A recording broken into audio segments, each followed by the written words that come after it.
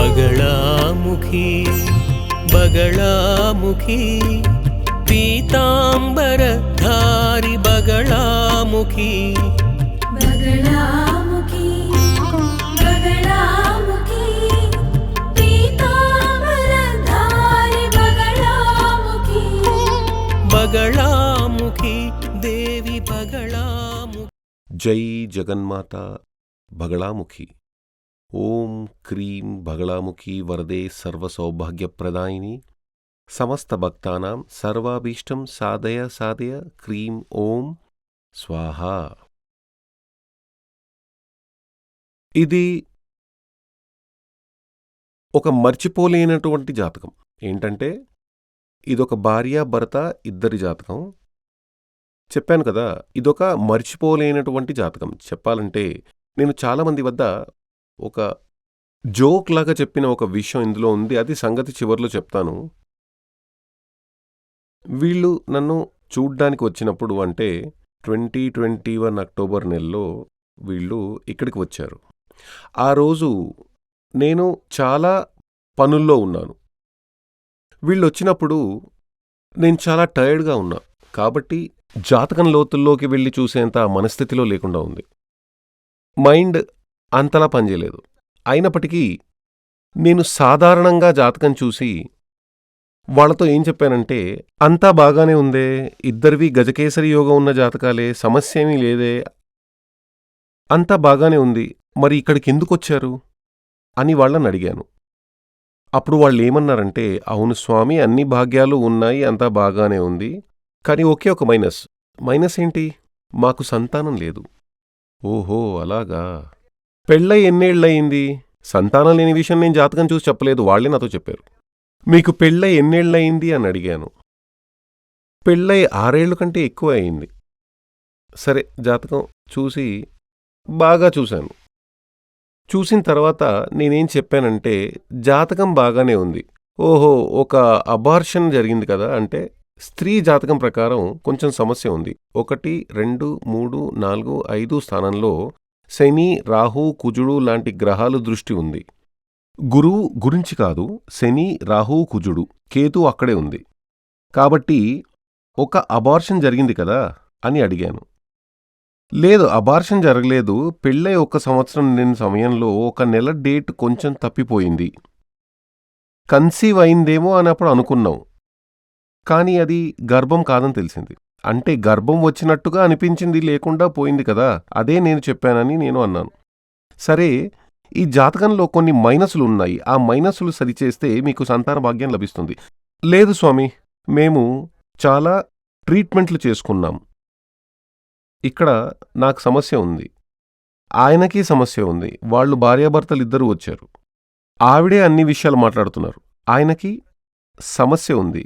అదేవిధంగా మా అత్తగారు, అంటే ఈ మహిళ చెప్పిన ప్రకారం ఆయన గారి తల్లి, ఆమె అత్తగారు ఒక గైనకాలజిస్ట్గా ఉన్నారు.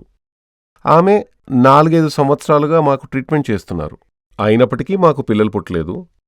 ఇప్పుడు మేమేమనుకుంటున్నామంటే, ఒకటి ఐవీఎఫ్ అని చెప్పి మేము ప్రయత్నించాము, కానీ సక్సెస్ కాలేదు. అయినప్పటికీ మరోసారి ప్రయత్నించాలా, లేదంటే ఒక బిడ్డని దత్తత తీసుకోవాలా? దత్తత తీసుకోవాలంటే ఏ నక్షత్రంలో పుట్టినా, ఏ రాశిలో ఉన్న బిడ్డను తెచ్చుకోవాలి అని అడగడానికి వచ్చామని అన్నారు. అప్పుడు నేనేం చెప్పానంటే, బిడ్డను దత్తత తీసుకోవడం అంటే అది ఎవరికి పుట్టిన బిడ్డ, ఎప్పుడు పుట్టిన బిడ్డ అని కరెక్ట్గా తెలియాలి. అది తెలియనప్పుడు ఆ బిడ్డ నక్షత్రం రాశి మీకెలా తెలుస్తుంది? అలాంటప్పుడు ఏ నక్షత్రంలో పుట్టిన బిడ్డను దత్తత తీసుకోవాలని అడగడంలో అర్థం లేదు. అలాగే ఐవీఎఫ్ అని ఆర్టిఫిషియల్గా బిడ్డను కనే ఆ ప్రయత్నం మీరు ఇదివరకే చేశారు. అదే ఆ ప్రాసెస్, అది ఆల్రెడీ విఫలమైందని మీరే చెబుతున్నారు. కానీ దీని ప్రకారం అదేమీ అవసరం లేదే. ఈ జాతకం ప్రకారం మీరే బిడ్డను కంటారే. ఈ జాతక ప్రకారం చూస్తే మీరు, అంటే ఈ మహిళతో చెప్పాను, మీకే బిడ్డ పుడుతుంది. అలాంటప్పుడు మీకెందుకు దత్తత తీసుకోవాలి? న్యాచురల్లీగానే మీరు గర్భం ధరించే అవకాశం ఉంది. అయితే దానికోసం సీరియస్గా కొన్ని పరిహారాలు చెయ్యాలి అని చెప్పాను. అప్పుడు ఆమె భర్తే ఇంపాసిబుల్ ఇంపాసిబుల్ అని అన్నారు.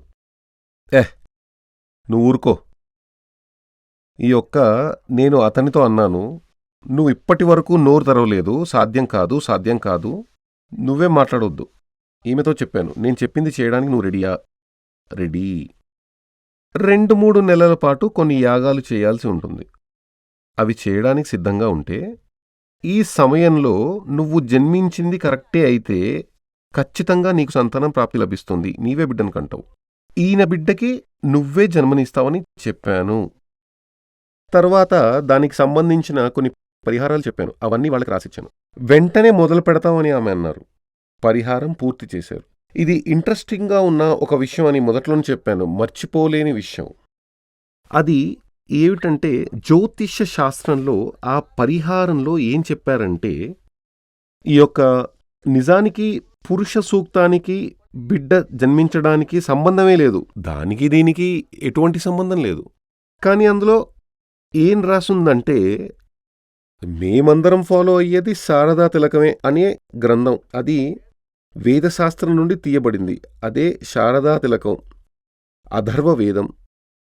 కాబట్టి అందులో ఏం చెప్పుందంటే, వెన్న, బాదాం, జీడిపప్పు, అదేవిధంగా మరికొన్ని విషయాలున్నాయి. ఆ యొక్క డేట్స్ లాంటివన్నీ దంపతులకు పురుష సూక్తం జపం చేసి ఇస్తే మగబిడ్డ పుడుతుంది. అంటే జాతకంలో ప్లస్ పాయింట్ ఉంటే దాని ప్రకారం పరిహారం చేస్తే, పురుష సూక్తం జపం చేసిస్తే మగ శిశువు జన్మిస్తుంది.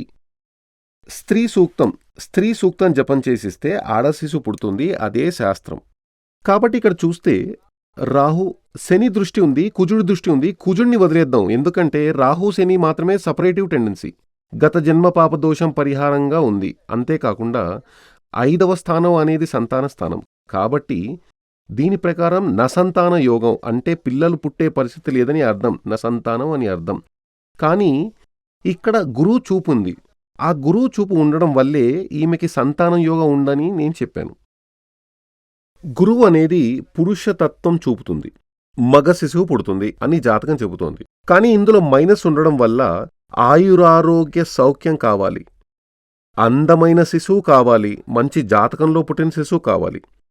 దానికోసమే మనం ఈ పరిహారాలని చెయ్యాలి. ప్రారంభించాము. ఈ యొక్క పురుష జాతకంలో కూడా 1, 2, 3, 4, 5 స్థానంలో గురువు 1, 2, 3, 4, 5, 6, 7, 8, 9 అంటే లగ్నం యొక్క 5వ స్థానంలో గురువు దృష్టి ఉంది. ఆ యొక్క గురువు గజకేసరి యోగం, గురుచంద్ర యోగం, గజకేసరి యోగంతో కూడిన గురువు చూపు ఉంది. కాబట్టి నేను అడిగాను, జాతకం ప్రకారం అంటే మీరు డాక్టర్ని కలిశారు కదా, అప్పుడు మీకు సమస్య కొంచెం సీరియస్గా ఉందని డాక్టర్ చెప్పారు కదా అని అడిగాను. అవును స్వామి, నాకు గర్భసంచి వీక్గా ఉందని, అక్కడేదో చాలా సమస్యలు ఉన్నాయని అప్పుడు ఆ డాక్టర్ అలా చెప్పారు, అందుకే నేను చాలా మందులు మింగాను, కానీ సమస్య తీరలేదు. శ్రీ సూర్యమంగళం అద్వైత వేద విద్యాపీఠంలో తాంత్రిక పూజల్లో సిద్ధహస్తులైన ఎందరో ఆచార్యులు అమావాస్య, పౌర్ణమి రోజుల్లో ప్రత్యేక యాగాలు నిర్వహిస్తారు. ఈ యాగాల్లో పాల్గొనడం ద్వారా తల్లి శ్రీ బగళాముఖీదేవి అనుగ్రహం వల్ల సర్వదోషాలూ పోయి సకల సౌభాగ్యాలు మనకు కలుగుతాయి. శ్రీ సూర్యమంగళం అద్వైత వేద విద్యాపీఠం జ్యోతిష్యం, ప్రశ్నలు, వాస్తు, తాంత్రిక పూజలు మరియు వేదయాగాలు నిర్వహిస్తారు. సంప్రదించవలసిన నంబర్ 7305442299 7305442299. చెన్నై, కోయంబత్తూర్, బెంగళూరు, హైదరాబాద్, విజయవాడ, ఢిల్లీ, ముంబై, తిరునల్వేలి, టెక్సాస్.